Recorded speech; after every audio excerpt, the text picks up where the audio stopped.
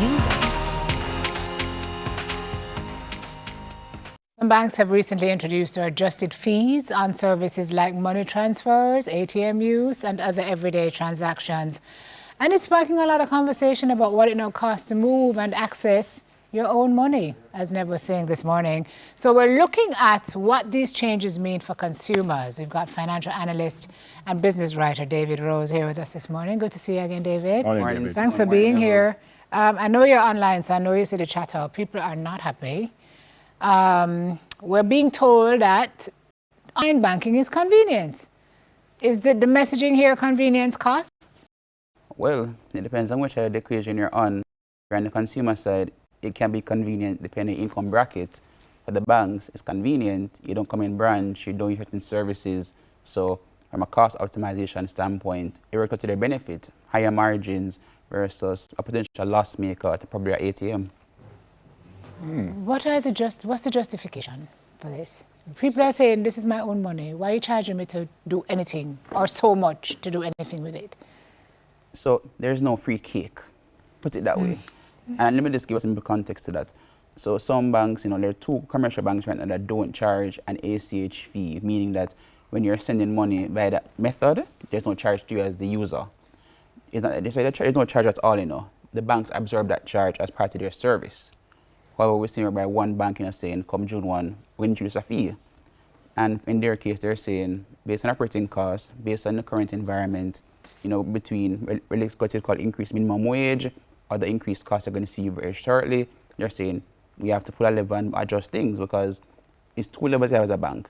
Either increase interest rates and money, or you increase service fees to offset the balance. If you increase interest rates, it becomes less affordable for you to borrow or to do certain services. If you increase fees, you change behavior. So let me just give some context to that. So do you remember back in 2019 or 2020 period, we didn't have to pay fees to use ATM or into a cap. You could just go anytime to your bank's ATM, withdraw as you need, and there's no charge.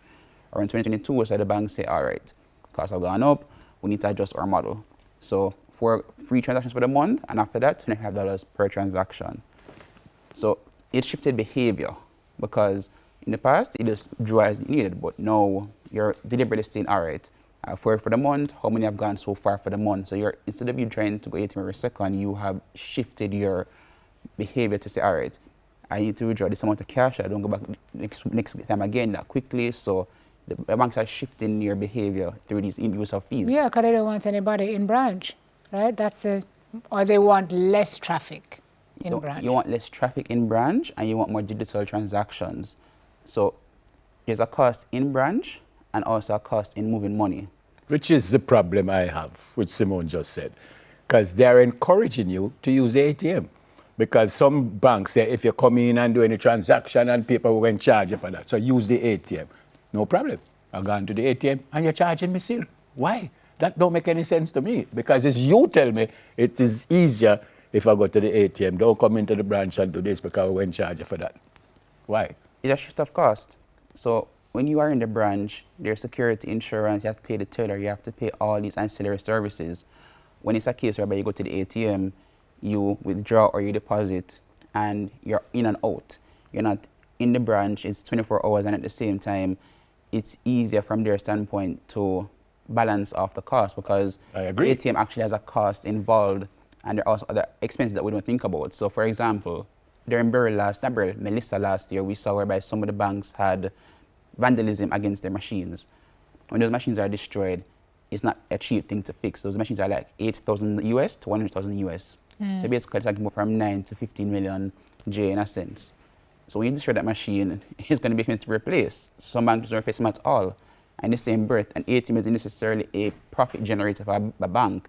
It's just a place where they shift costs and reduce certain expenses internally. So David is not really mash up the ATM. So it's not really rob you, it's not really mash it up. So why are you charging everybody? One bad apple spoil the entire bunch.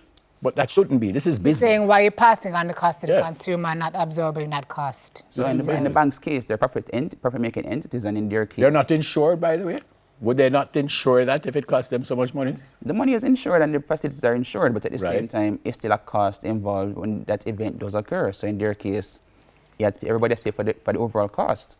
And the reality is, banks are going to point towards changing regulations Basel III special resolution regime and all these other introductory changes by the main regulated Bank of Jamaica as partial justification alongside higher operating costs to increase their operational services.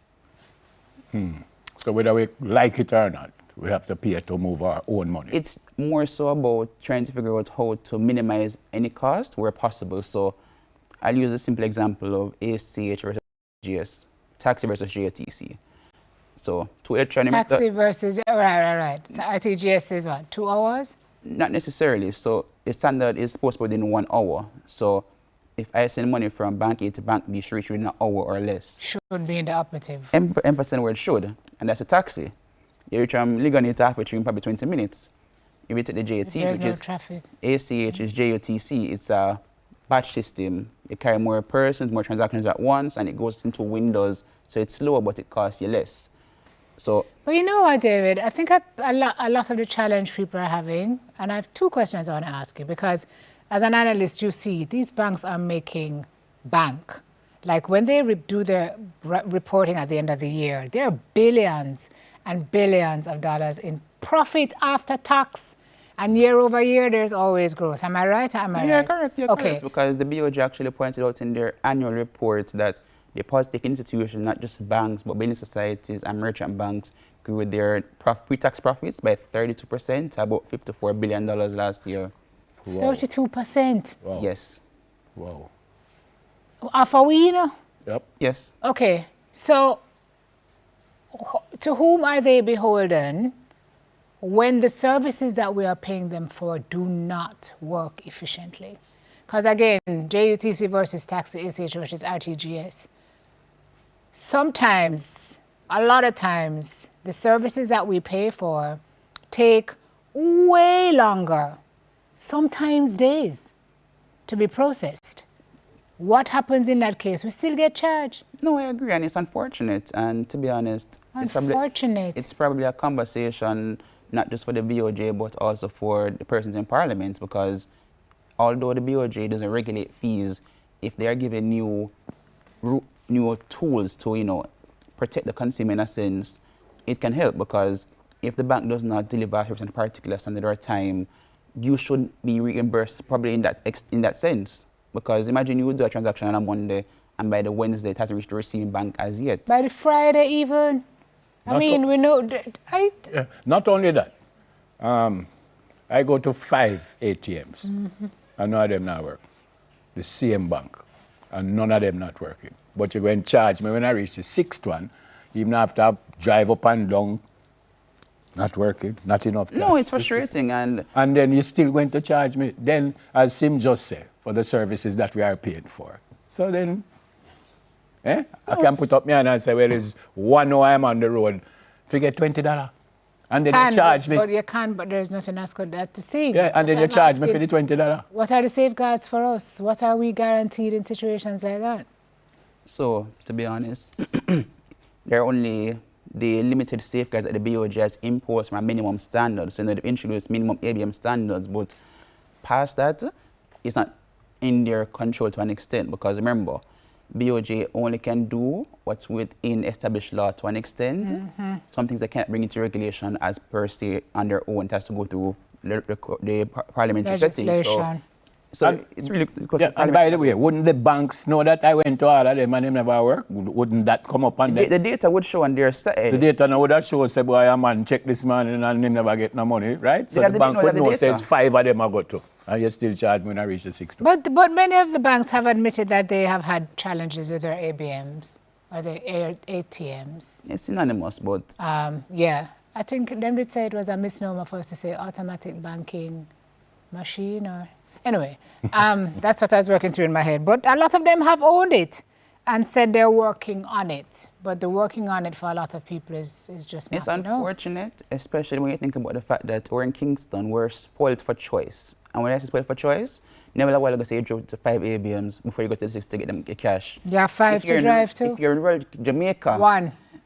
not even 1, you probably go to the other banks, another bank's ABM, not your proprietary bank, but another bank, and that machine probably isn't working either. Or you have to drive even further distance to get to a machine to get cash. So it's a conversation not just about banking fees, but also the services for the public who need it to their lives. Because you don't have access to cash, you cannot go to work, you cannot pay the taxi, you cannot pay for services. The card machine or pencil is down. Can't pay the toll. And we're encouraging people to go that route, so we have to make sure that the infrastructure is in place.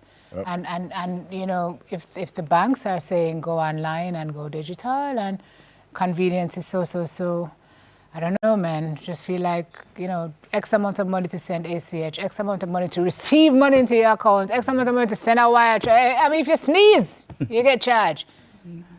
Trust me, it's not a good environment when you have persons, in a sense, suffering for what you'd call less than acceptable standards, because they're saying, don't come in branch, go to the ATM. Go to the ATM, because the function isn't working.